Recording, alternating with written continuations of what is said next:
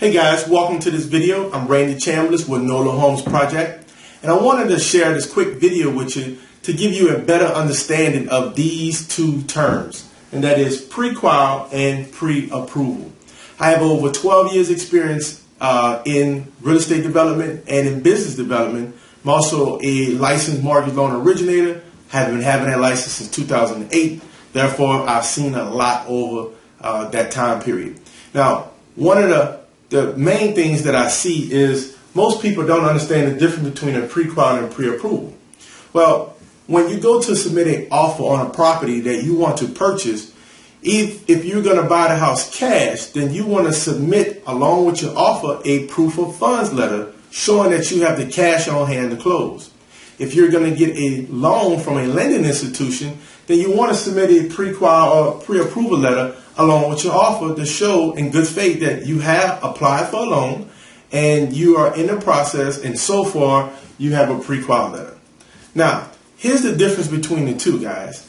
On the PreQual side, it's basically a loan officer opinion. It never went to the underwriter.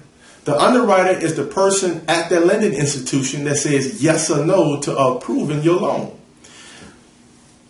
With a PreQual, that loan file has never went to the underwriter desk yet. It's just a loan officer opinion. Having said that, the loan officer is going to ask you some simple, basic questions that's typical. They may ask you, hey, listen, are you self-employed or are you employed by someone?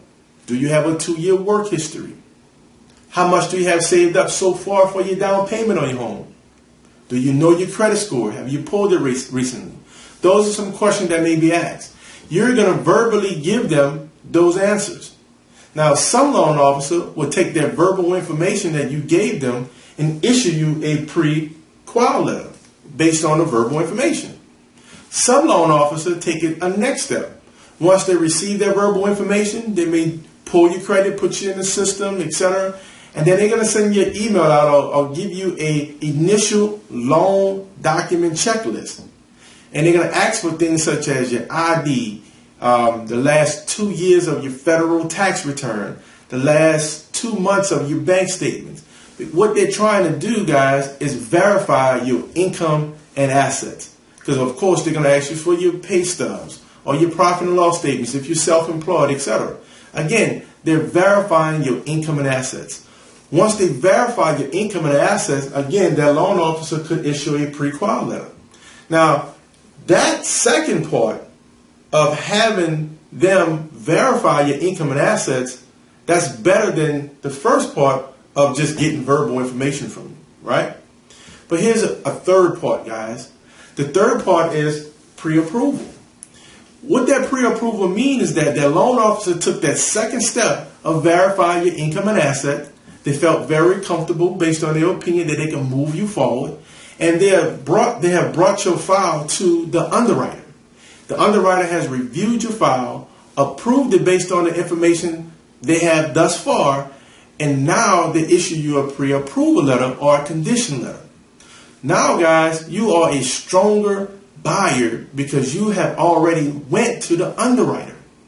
So there's no last-minute surprises at the end, right? So again, PreQual, loan officer opinion. Pre-approval, the underwriter has reviewed your file. Also, when you're talking to your lender, you may ask them, hey, do you do and provide TBDs? A TBD is to be determined, right? That means you don't have a property in mind yet. You're looking for a property.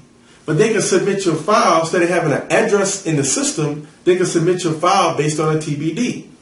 That way the borrower themselves get approved, pre-approved themselves.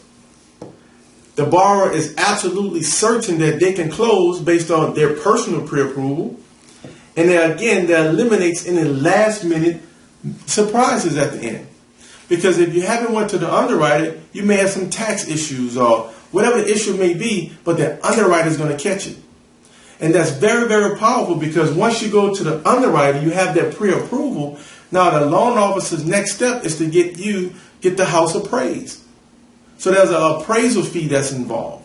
Appraisal fee may run between $400 and $600 for our appraiser to go out to see how much the home is worth. What's the value of the home?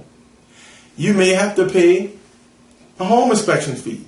It's not required, but I would suggest it because you don't know nothing about that property. So you hire a third-party professional company to go out and inspect this home for you. They look at everything from the plumbing, electrical, foundation, roofing, etc. That might cost you $200 to $400 for a homeowner's fee. But here's the difference, guys. I saw a lot of loan officers and lending institutions over my years will go with a PreQual letter with some verbal information, and sometimes they may even verify income and assets, and then you go out, you spend money on an appraisal fee, you spend money on a home inspection fee, and then when you get to the very end, 3, 4, 5 weeks later, a week before closing, 2 days before closing, all of a sudden, a last minute surprise pop up. Something to do with the tax return, something on the credit report, etc. So that's a situation you want to kind of avoid. But if you ask your lender, hey, do you provide TBDs? And they submit your file as a to be determined. You go to the underwriter. You come from the underwriter as a pre-approved borrower. So the next step is to find a property and now have the property pre-approved, right? Because now you are confident and certain that you can close because you already have been to the underwriter. So now when you go and you spend that appraisal fee, you're confident. When you spend the home inspection fee, you're confident.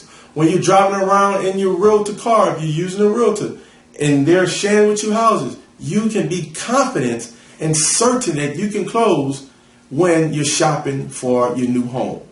So guys, I hope that information helps. Leave any comments below. Share this video. My goal is to be able to help you guys make some good decisions in the home buying process. So till next video, guys, I'll see you over the top. Take care.